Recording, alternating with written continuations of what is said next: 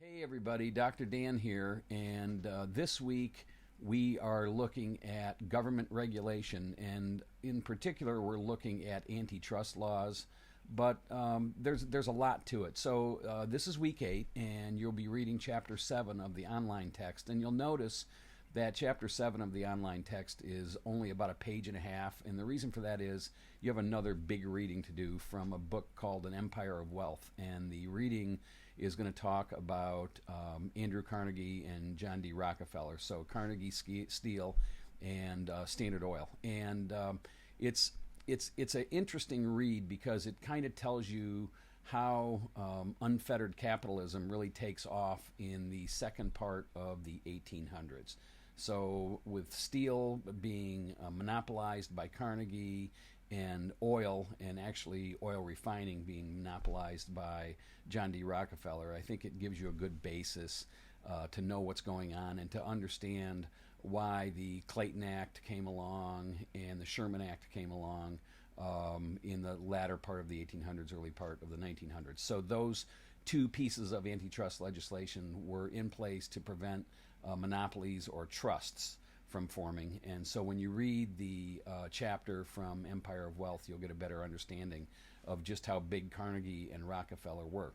Now, the other thing we want to talk about in this chapter, so we have looked at intellectual property, we looked at the American system of manufacturing, we looked at the transportation infrastructure, we looked at the communication infrastructure, and these were all things that were going on starting with the early 1800s and moving forward. And the reason we covered it in the order we did, it really set the stage for this boost of industrialization, actually an industrial revolution, if you will, after the Civil War. So the Civil War, of course, ends 1865, and as the country gets back on its feet, business and manufacturing really takes off. And the cool thing to think about here is that the world we live in today, and especially if you live in the Midwest or in the East, all of the cities from Chicago to Toledo to Detroit and all of the big cities eastward, whether it's Buffalo or New York City or Boston, all of these places really expanded their population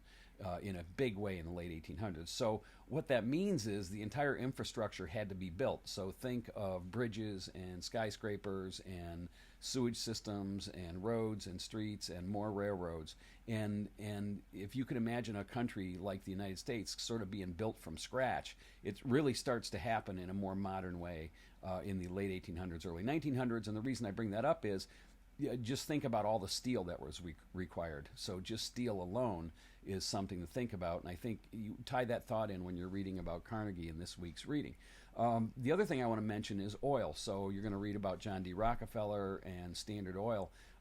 Rockefeller had this monopoly on refining during a time when gasoline was a byproduct. No one bought it because there weren't any internal combustion engines yet. So keep that in mind, that Rockefeller really cornered the kerosene market. And the reason kerosene is important is because there was really no electricity either until the late 1800s. So kerosene lanterns, kerosene light, kerosene fuel was a really big deal. So I just want you to think about that, because I know when students read about Standard Oil in the late 1800s, understand it's not gasoline that they were selling. Gasoline was actually a byproduct that oftentimes was just flashed off. No one had a use for it.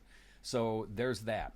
And so that's the big part of this government regulation, really the antitrust piece. The other thing I want you to think about, and we don't have time to go into it in detail, but when we say there was no government regulation on business, we're not only talking about antitrust and monopolies, we're also talking about things like food safety.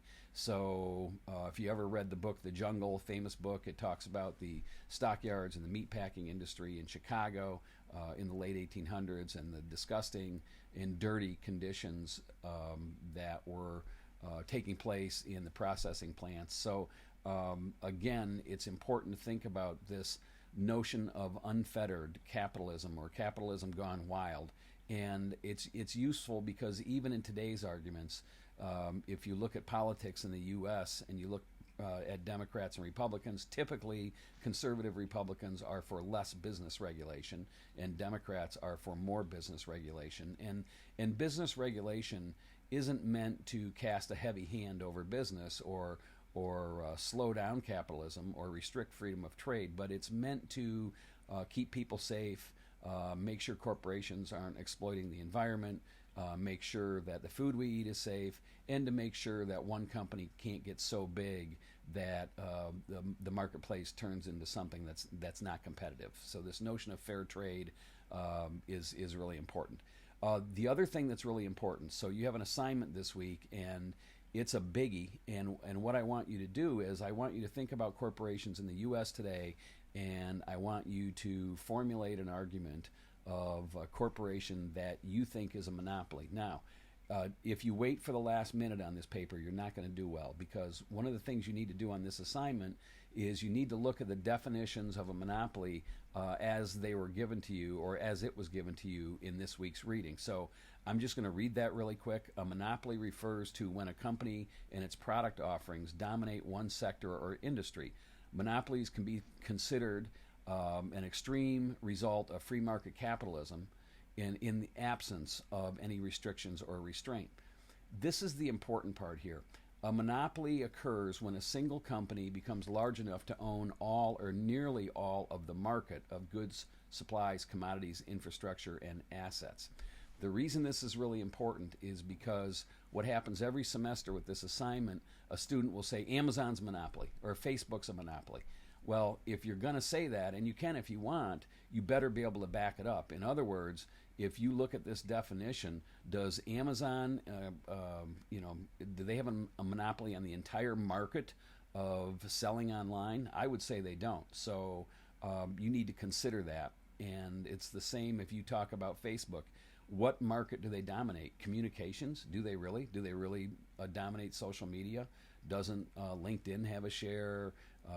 Doesn't Twitter have a share? So be real careful how you define these things. And in this assignment, you're also required to, whatever company you choose, whatever case you make, explain whether the company is vertically integrated or horizontally integrated. Again, I won't read those definitions for you, but they're out on this week's reading.